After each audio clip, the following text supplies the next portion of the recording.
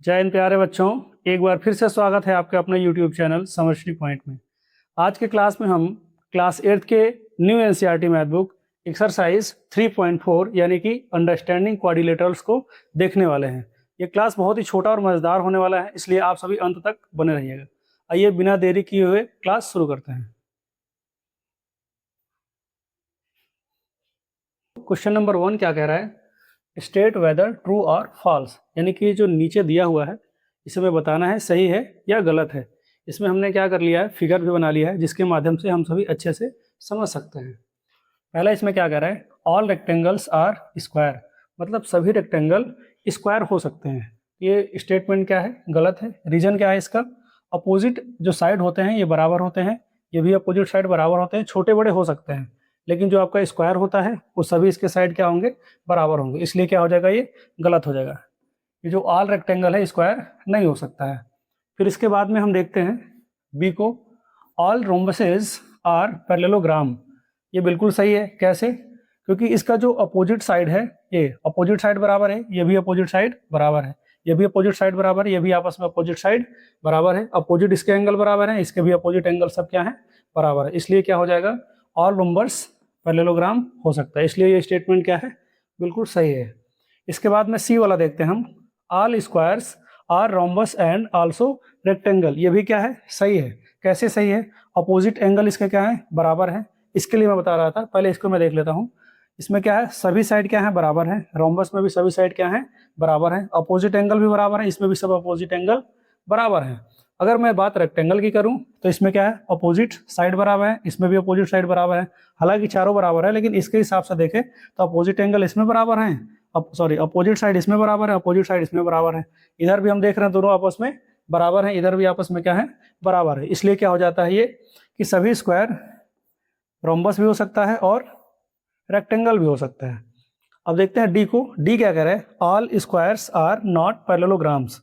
यहाँ पे नॉट जो है स्टेटमेंट यहाँ पे क्या हो जा रहा है? इससे फॉल्स हो जाएगा। क्योंकि देखिए ये अपोजिट साइड बराबर है, ये भी अपोजिट साइड आपस में क्या है? बराबर है। और क्या है? ये पैरेलल है तो ये भी आपस में क्या है? पैरेलल है।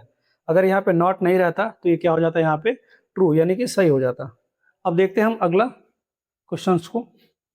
अब देखते हैं ई वाले पार्ट को। ई वाला पार्ट क्या कर रहा है? ऑल काइट्स आर रोम्बस, मतलब सभी काइट्स रोम्बस होते हैं।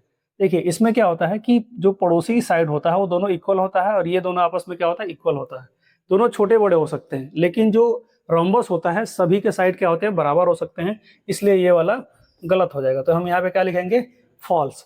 अब देखते हैं एफ वाले पार्ट को। एफ क्या कह रहा है? ऑल रोम्बसेस आर काइट, मतलब सभी रोम्बस क्या है? काइट है। बिल्कुल है। कैसे? जो इसके पड़ोसी साइड है ये बराबर है, ये भी आपस में बराबर है, इसके पड़ोसी साइड बराबर, ये भी आपस में क्या है? बराबर है। ये नहीं हो सकता है लेकिन ये हो सकता है। क्लियर? इसलिए हम क्या लिखेंगे यहाँ पे? ट्रू। क्लियर? फिर इसके बाद में हम क्या देखेंगे अगला?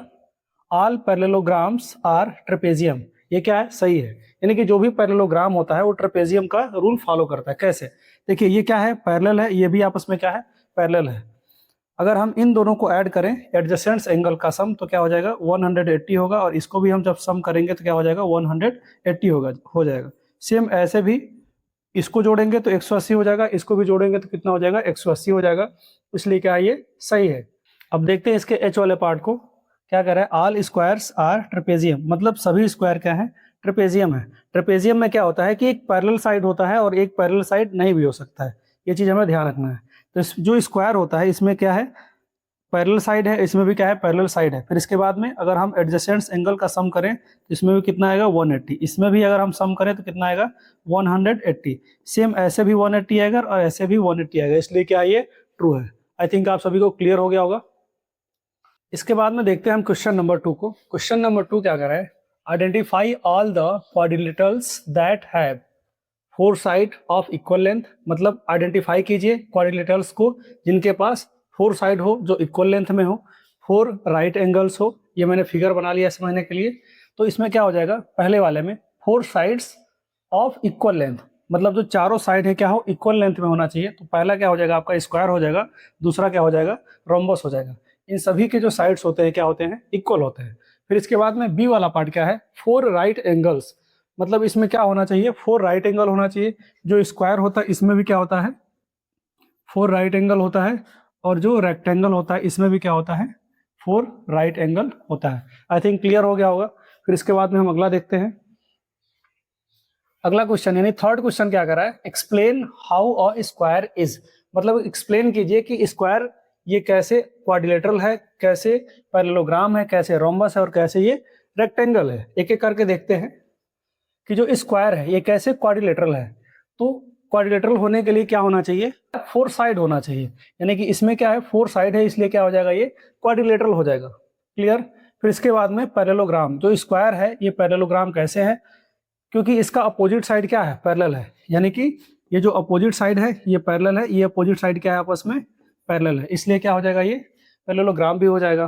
फिर इसके बाद में स्क्वायर रोम्बस कैसे है, रोम्बस कैसे है, ऑल साइड्स आर इक्वल, मतलब इसके सभी साइड क्या है इक्वल है, रोम्बस के सभी साइड क्या होते हैं इक्वल है, इसलिए जो स्क्वायर है एक प्रकार का रोम्बस भी है। फिर इसके बाद में और रेक्टेंगल, यानी कि स्क्वायर को हम रेक्टेंगल कैसे बोल सकते हैं, ऑल एंगल्स आर 90 डिग्री, जैसे रेक्टेंगल का 90 डिग्री होता है सभी एंगल, वैसे स्क्वायर का भी 90 डिग्री होता है, इसलिए यहाँ पे क्या लिखा गया है, all angles are 90 degree. I think आप सभी को क्लियर हो गया होगा। इसके बाद में देखते हैं क्वेश्चन नंबर 4 को। क्वेश्चन नंबर 4 क्या कह रहा है, name the quadrilaterals whose diagonals, मतलब क्वाड्रिलेटरल्स का हमें क्या करना है, नाम बताना है, जिनके डायगोनल्स क्या हों, बाइसेक्ट ईच अदर, यानी एक दूसरे को क्या करते हो बराबर बराबर भागों में काटते हो। और भी इसमें दिया गया है, एक एक करके हम देखते हैं। बाइसेक्ट ईच अदर, तो हमने फिगर बना लिया है, जैसे जो स्क्वायर होता है अगर हम डायगोनल्स को इसको हम इस तरीके से आगे बढ़ा दें तो जितना ये डिस्टेंस का होगा उतना ये होगा, जितना ये होगा उतना ये होगा। सेम रेक्टेंगल है, इसको यदि हम यहाँ से यहाँ तक खींच दें, ये भी क्या होता है सेम डिस्टेंस का होगा, और ये भी आपस में क्या होगा सेम डिस्टेंस का होगा। पैरेललोग्राम भी ऐसे ही होता है, अगर हम इसके डायगोनल को क्या करें खींच दें तो इसका डिस्टेंस और इसका डिस्टेंस बराबर होगा, और इसका डिस्टेंस आपस में क्या होगा बराबर होगा। रोम्बस में भी ऐसे ही होता है, अगर इसके हम डायगोनल्स को क्या करें खींच दें इस तरीके से, ये भी क्या हो जाएगा, ये और ये आपस में बराबर हो जाएगा, और ये आपस में क्या हो जाएगा दोनों बराबर हो जाएगा। क्लियर। फिर इसके बाद में अगला क्या है इसमें, are perpendicular bisector of each other, मतलब क्या है कि अगर इसके डायगोनल को हम क्या करें यहाँ से यहाँ तक, यहाँ से यहाँ तक कर दें तो इसके डायगोनल क्या हो 90 डिग्री एंगल बनाते हो। तो कौन सा फिगर होता है, वो होता है स्क्वायर, और रोम्बस भी क्या होता है आपस में बाइसेक्ट जहाँ करता है वहाँ पे 90 डिग्री का एंगल बनाता है। इसके बाद में क्या है आर इक्वल, मतलब डायगोनल क्या होते हैं इक्वल होते हैं, जैसे रेक्टेंगल और स्क्वायर के डायगोनल क्या होता है इक्वल होते हैं। जैसे मैं यहाँ से यहाँ तक इसको खींच लेता हूँ, और यहाँ से लेके यहाँ तक, ये यहाँ से लेके यहाँ तक और यहाँ से लेके यहाँ तक, ये दोनों आपस में क्या है इक्वल है, ये थोड़ा यहाँ तक रहेगा। फिर इसके बाद में स्क्वायर भी है, अगर मैं इसका डायगोनल खींचूँ इस तरीके से और इस तरीके से, तो यहाँ से लेके यहाँ तक और यहाँ से लेके यहाँ तक, ये आपस में क्या है इक्वल है। फिर हम बढ़ते हैं अगले स्लाइड पे। अब देखते हैं क्वेश्चन नंबर 5 को। क्वेश्चन नंबर 5 क्या कह रहा है, explain why a rectangle is a convex quadrilateral, मतलब हमें एक्सप्लेन करना, हमें बताना है कि जो रेक्टेंगल होता है वो कन्वेक्स क्वाड्रिलेटरल क्यों होता है। तो देखिए इसमें रीजन मैंने लिख रखा है, because each interior angle is less than 180 degree, मतलब इंटीरियर का मतलब क्या होता है अंदर का, जैसे ये और ये और ये और ये सब क्या है अंदर के एंगल है, ये 180 डिग्री से क्या होना चाहिए कम होना चाहिए। यहाँ पे देख के पता चल रहा है ये 90 डिग्री के आसपास है, मतलब 180 से क्या है कम है, तो इसलिए क्या हो जाएगा इसका reason, because each interior angle is less than 180 degree. या फिर एक चीज और इसमें हम देख सकते हैं कि अगर किसी भी दो पॉइंट को हम मिलाएंगे तो ये बाहर लाइन नहीं जाएगा, अगर हम दो पॉइंट को मिलाएं तो ये बाहर लाइन नहीं जाएगा, इस तरीके से हम इसको देख सकते हैं। अब देखते हैं क्वेश्चन नंबर 6 को। क्वेश्चन नंबर 6 क्या आ रहा है, ABC is a right angled triangle and O is the midpoint of the side opposite to the right angle. Explain why O is equidistant from A, B and C. The dotted lines are drawn additionally to help you. इसका मतलब ये होता है यानी कि जो ABC यानी ABC एक क्या दिया गया है राइट एंगल ट्रायंगल दिया गया है, ये क्या है राइट एंगल है यानी कि ये 90 डिग्री है। फिर इसके बाद में क्या कह रहा है, O is mid point of side of opposite to the right angle, मतलब राइट एंगल के अपोजिट साइड में, यानी कि जो O है ये क्या है मिड पॉइंट है। इसमें हमें एक्सप्लेन करना है ये जो O है ए बी सी यानी ए बी सी से इक्वी डिस्टेंस पे है, मतलब बराबर दूरी पे है। मतलब यहाँ और यहाँ और यहाँ ये आपस में क्या है, बराबर दूरी पे है। ठीक है, और इसमें ये भी कह रहा है कि जो डॉटेड लाइन इसमें बना दिया गया है ये आपको क्या करेगा, हेल्प करेगा। तो आइए इसे करके देखते हैं। O is mid point of A C, यानी कि जो ये ओ है वो ए सी का क्या है, मिड पॉइंट है। ये इसमें गिवन है, मतलब क्या हो जाएगा, ओ ए बराबर ओ सी। मैंने यहाँ पे क्या लिख लिया, ओ ए बराबर ओ सी। फिर इसके बाद में also diagonals of rectangle bisect each other, मतलब जो ये रेक्टेंगल के डायगनल्स होते हैं वो क्या कर सकते हैं, बाइसेक्ट करते हैं। यानी कि ए सी और बी डी आपस में क्या कर रहे हैं, बाइसेक्ट कर रहे हैं। मतलब ओ डी बराबर क्या हो जाएगा, ओ बी, और ओ ए बराबर क्या हो जाएगा, ओ सी। तो हम यहाँ पे क्या लिख सकते हैं, ओ ए बराबर ओ बी, यानी कि ओ ए बराबर ओ बी। यदि हम इसको और इसको आपस में मिला दें, यानी कि इसको आप लिख सकते हैं इक्वेशन 1 और इसको लिख सकते हैं इक्वेशन 2। अगर हम इन दोनों इक्वेशंस को कंपैरिजन कर दें तो क्या हो जाएगा, ओ ए बराबर ओ सी, और ओ ए किसके बराबर है, ओ बी के बराबर है। मतलब ये सब आपस में क्या हो जाएंगे, बराबर हो जाएंगे। मतलब ओ ए बराबर ओ बी और ओ बी बराबर ओ सी, जो कि इसमें पूछा गया था। इस तरीके से क्या हो जाएगा ये, यानी कि ये ओ जो है यहाँ से लेके यहाँ तक, यहाँ से लेके यहाँ तक और यहाँ से लेके यहाँ तक इक्वी डिस्टेंस, मतलब बराबर डिस्टेंस पे है। अब यह क्लास यहीं पे फिनिश होता है। आप सभी को लाइक शेयर सब्सक्राइब और स्टे कनेक्टेड रहना है। यदि इस एक्सरसाइज में कोई भी डाउट रहता है आप सभी कमेंट करके एक बार पूछ सकते हैं। अगले क्लास में हम जरूर उसको लेंगे।